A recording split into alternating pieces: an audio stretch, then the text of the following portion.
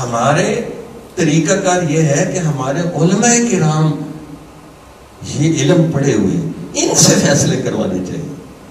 پہلے ایسے ہی ہوتا تھا. جب ہمارا اسلام کا دورہ ہوتا تھا تو ہر مسجد میں جو عالم ہوتا تھا نا، وہ محلے کے لوگوں کے فیصلے کرتا تھا.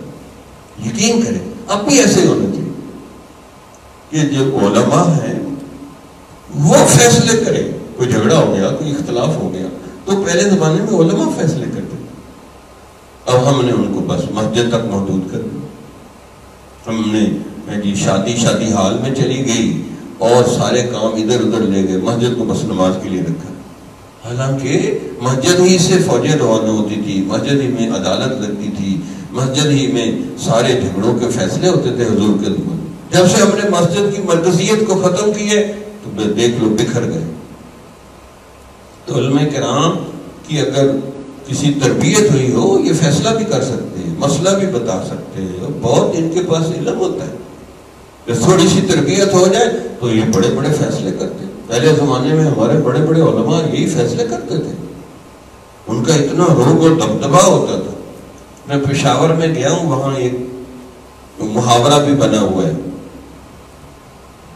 زمین جنبت نہ جنبت گل محمد. گل محمد ایک عالم تھا وہاں، پکھا غلام محمد اس کے قریب ایک اس کا گاؤں تھا.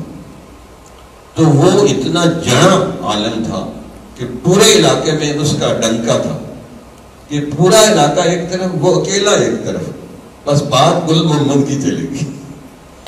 اس لیے محاورہ بن گیا، زمین جنبت نہ جنبت گل محمد. زمین ہلتی ہے تو ہل جائے، گل محمد اپنے فیصلے سے نہیں ہلے گا. تو اس لیے اردو میں بھی اس کا محاورہ آ گیا.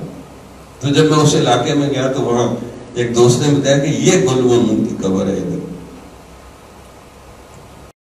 کس سے مانگے کہاں جائیں، کس سے کہیں